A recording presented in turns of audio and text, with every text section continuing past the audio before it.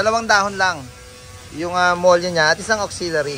Karamihan sa mga modelo na N-series unit niya, mga Japan Surplus, dalawa lang yung molye niya at isang auxiliary. Ito yung ginawa, mamaya tayo dito sa dinagdagan. Ito yung original niya, mga kabisyo. Dalawang dahon lang yung molye niya at isang auxiliary. Gawa nung magagang naman yung kinakarga sa Japan, mga kabisyo. Kaya ganun lang yung molye nila. At kaya-kaya naman kasi modelo na yung molye, mataba yung gitna, palit sa dulo. Ito yung side na tinanggal na namin. At request ni Bossing, dagdagan ng bali 3. Dalawa sa main. Or sinuportahan namin yung segunda. Ito dagdag. At yung sa pang-apat niya, yung may clip. Kaya ito na yung tindig niya ngayon. At nagdagdag ng isang auxiliary. Yan, ganda na nung tindig niya. Ito na siya, nakalapat na yan. Medyo naka-drop ng konti para pag nag-load sila, pantay na siya.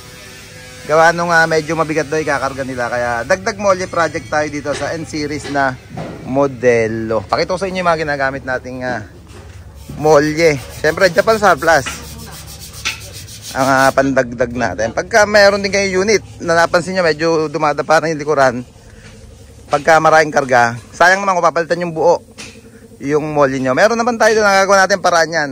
Dagdag molye tayo yan. Or kung gusto nyo yung madre, kung binsido na yung madre, kasi ang unang talagang bumibigay dyan yung madre at segunda. Pwede naman natin palitan yan kung yun lang ang palitin sa inyo. Kakatay tayo dito sa mga Japan Surplus natin na stock na molye. Yan, lahat ng ELF, lahat ng klaseng ELF, mga kabisyo, meron tayong molye dito, panlikuran. Sa harap naman, pang wide pa lang ang available natin. Yung pang NKR kasi nagagamit namin pagka nagko-convert kami ng suspension to molye. Pakita ko yung pangharap. Pangharap, asan ba? Gagamitin ko yung ito, tatluhan. Yung mga modelo na rin yan, mga naka-kilo yung ilalim yan, no? Mga tatluhan, meron akong dalawahan. Nasaan ba yung dalawahan? Ito. Mga modelo to, mga kabisyo. Pang NPR. Ayan, yung dalawahan. Original siyang setup na ganyan. Dalawa, merong 3. Tapos, yung panlikod naman pakita ko sa inyo. Ito, kagaya nito, mga kabisyo. 4JJ1 kinakalas to. Isang piraso lang yung, madre lang talaga siya. At isang auxiliary. Katindi ng molye na yan, mga kabisyo. Mababagsik naman talaga yan. Kaya kahit kukunti lang yung leaves niya, yung dahon niya, kayang-kaya i-carry yung mga load na mabibigat, mga kabisyo. Pero pag 2 piraso at gusto nyo padagdagan, ulitin ko, pwede yan sa baluarte natin. Mga Japan Surplus yung ginagamit natin na molye. Meron tayong pang mini dump dito. Ito yung 2, 3, 4, 5 leaves original. Meron tayong 7 leaves original. Alam ko meron pa akong 4 leaves original. Mga 4, 5 at 7 leaves na pang mini dump. At pang drop side na close band.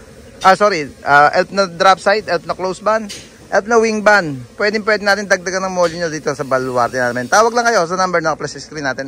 Pati mga auxiliary, marami tayo dito. Ayan, auxiliary.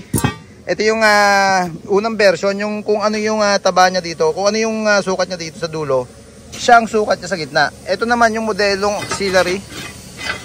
Yan, kung ano yung sukat sa dulo, iba naman sa gitna, mas makapal siya. Baba ko lang. Ayan, ito siguro yung sikreto ngayon ng mga modelo. Kaya kahit konti lang yung dahon niya, kayang-kayang i-carry yung mga mabibigat na load. Ayan, isa pa, mga kabisyo, ulitin ko. Pagka kailangan nyo dagdagan ng molye ng unit niya, tawag lang kayo sa number na naka-plus screen natin. By schedule tayo. At tawag na lang kayo para nga sa inquiries din at sa schedule. Yeah, boy.